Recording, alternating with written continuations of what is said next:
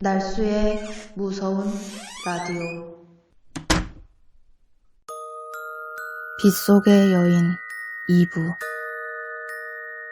그렇게 놀란 가슴을 진정시키고 학교로 향한 김군이 그날 오후까지 강의를 듣고 집으로 향하는데 그 집으로 오는 길이 너무나도 싫었다는 거야. 장마철이라 비도 기분 나쁘게 추적추적 내리고 어제 본 그것의 모습이 잊혀지기는커녕 시간이 갈수록 더욱더 생생하게 계속 머릿속을 맴도는 터라 도저히 그 상태로는 집에 올 수가 없었던 거지.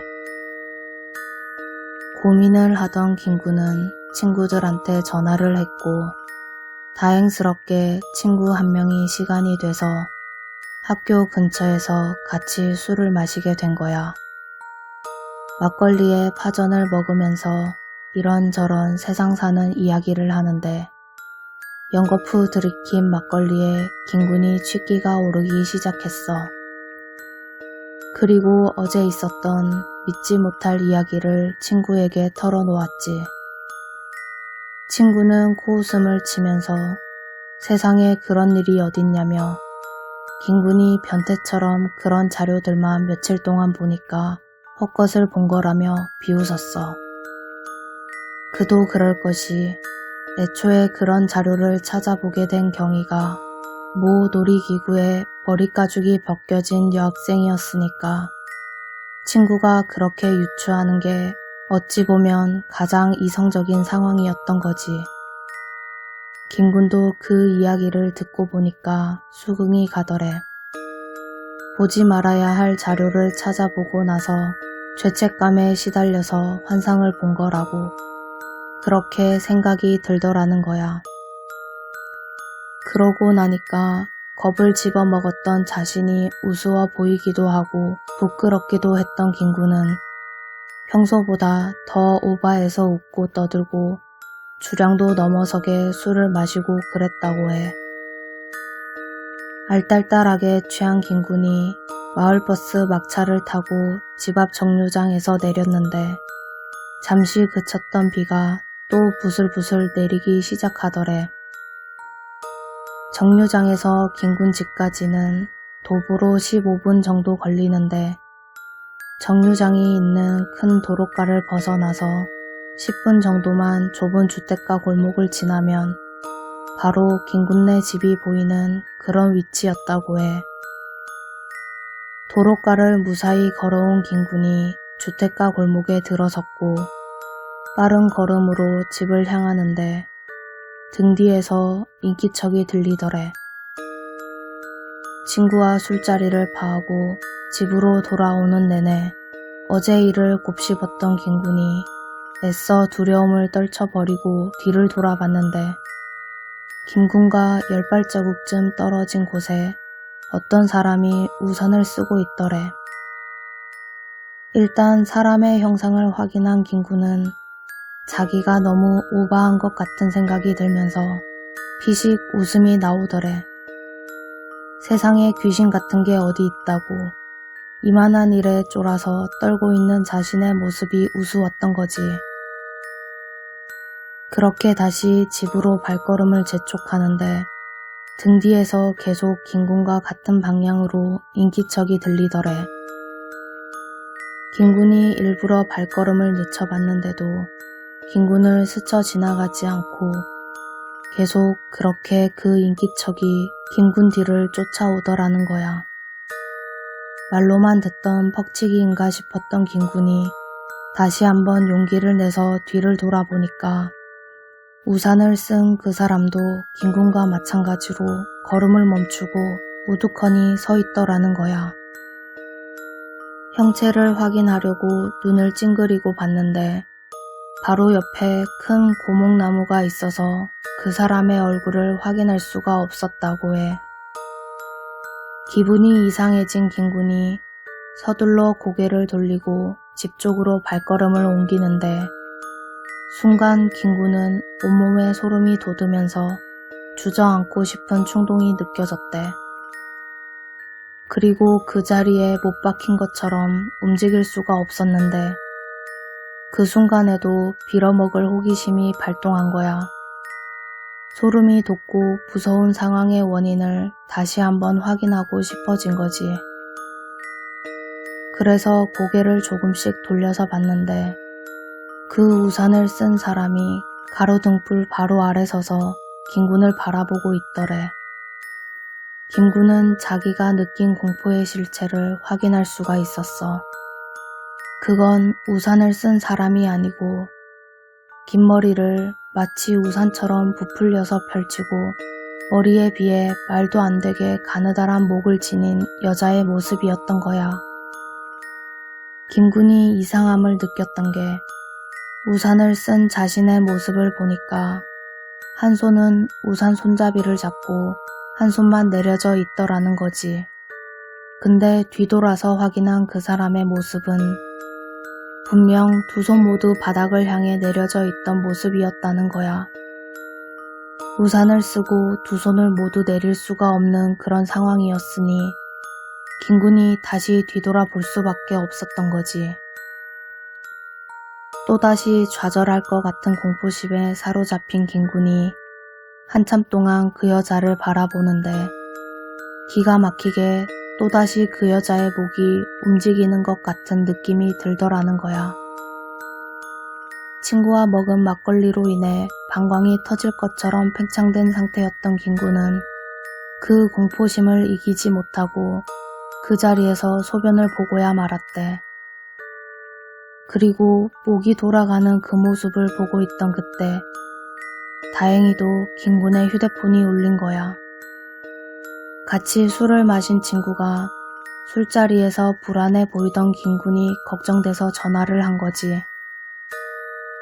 그 소리에 번뜩 정신을 차린 김군이 일단 그 자리에서 벗어나야겠다는 생각이 들어서 굳어져서 움직이지 않는 다리를 겨우겨우 풀고 미친 듯이 집으로 내달리기 시작했대. 뒤를 돌아보면 그것이 바로 뒤에 붙어서 김군을 따라올 것만 같은 생각에 빗속에 우산도 내팽겨치고 뒤도 돌아보지 않고 정신없이 집으로 달리기만 했대.